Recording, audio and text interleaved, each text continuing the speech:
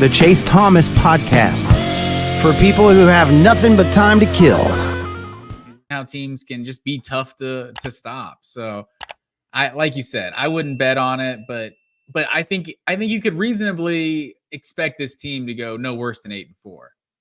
Yeah, I could see it. They did went 7-5 this year, and it was a rough season for Kentucky, and they still went 7-5. Why or why not the Florida Gators? You know what's funny for me, Matt Green? On my list here of our 7 SEC schools who will be dark horses, I think Florida is the hardest for me to make the case for. Was it for you?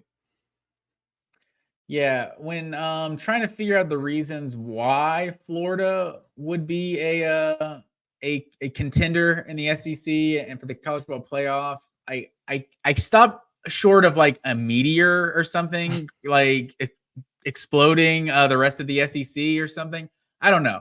Florida has no shot, in my opinion, to be a playoff contender this year. Like if Billy Napier makes it to 2025, like this season was a success, honestly. Like this schedule is just brutal. Like it's all about the schedule. Like I hate to make everything about the schedule, but it's like they lost Princely, however you pronounce his last name, to Ole Miss. ETN to Georgia. Like you're losing these players directly to your competition. Like that's just absolutely just gut wrenching, like that's demoralizing for the entire program. And so they play 11 teams. If we're counting the Power 4, they play 11 Power 4 teams next year. Only LSU, Georgia, and Missouri. They're the only other teams in the SEC that play 10. Everyone else in the SEC is playing at most 9 Power 4 teams next year. So you just look at Florida's schedule, like even the out-of-conference games, they don't have any. They have one automatic win basically on the schedule going into next year. So, and we've seen crazy things happen with Georgia Southern and others when teams are down. So I don't know. I just, it's hard for me to find anything about Florida that could think they could even have a winning record next year. I do love that they open Miami. Like that slaps. Love that we're doing that at the beginning of the year. Like that is fantastic. And now Cam Ward's in the fold. I can't wait for Miami, Florida to open the year. But like you said, there's no one who has a worse schedule in college football than Florida. They went 5-7 last year. You're at Florida State. You get Ole Miss at home. You get LSU at home. But like this, can I read this gauntlet from October 12th on for you, Matt Green? Yeah. At Tennessee, Kentucky at home, you get a bye. Guess who's waiting? Georgia and the cocktail party. Then you go to Texas the week after Georgia. Georgia and Texas are probably going to be the 2 best teams in the SEC next year. LSU at home after that. Ole Miss after that. At FSU. That is, I mean, you're looking at what? 7 straight top 15 teams? Who else is dealing with that?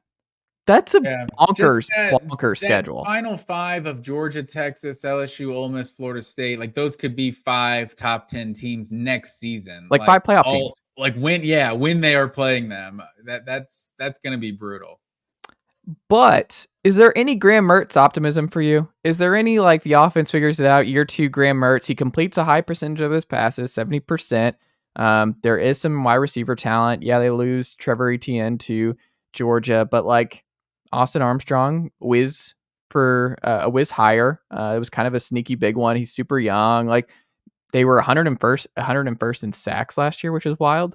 So they didn't get to the quarterback, and you lose, as you talked about, a good edge guy to Ole Miss. But like, I mean, is it hopeless? Like, is there a chance that like Florida really does? Like, what do you point to of like, this was something I saw last year that would give me, if I'm a Florida fan, a little bit of optimism that Graham and this offense could be good enough to be an 8-4, 9-3 type team?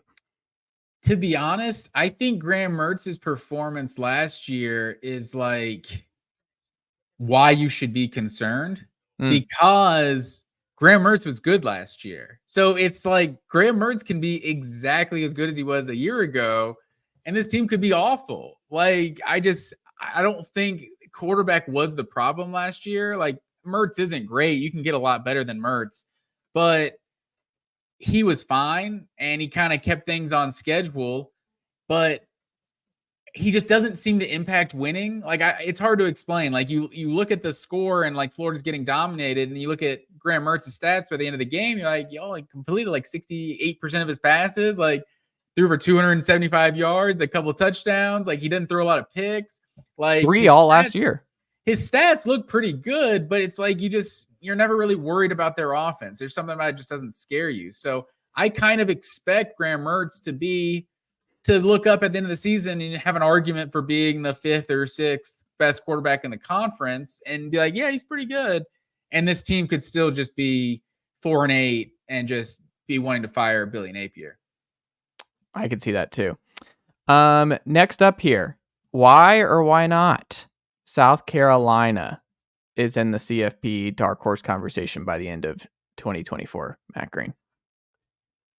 I think you're going to have to lead this, sir, because I cannot find any reason how South Carolina, like they don't have a crazy tough non-conference schedule. Like in Clemson's, they're kind of regressing. So maybe if Clemson is really bad again next year, that's not a super difficult game at the end of the season. But I mean, just looking at the schedule, LSU at home, like Alabama and Tuscaloosa, like they don't have to play Georgia next year. But I don't know. It's hard to be optimistic right now with how every time they get a good player, it just seems to get poached by somebody else. They just feel like a stepping stone program right now. I'm concerned about the drop off from Rattler to the next QB. He's a 3-star kid. Yeah, you had the rankings of the quarterbacks, whatever that was, like a week or so ago. I don't know his name right now off the top of my head. I'm gonna pull it up. It is Lenoris Sellers is his name. And look, they have talent. It's not like they haven't had talent with Leggett, who they could. Nicely done, nephew. The Chase Thomas podcast. Hell yeah.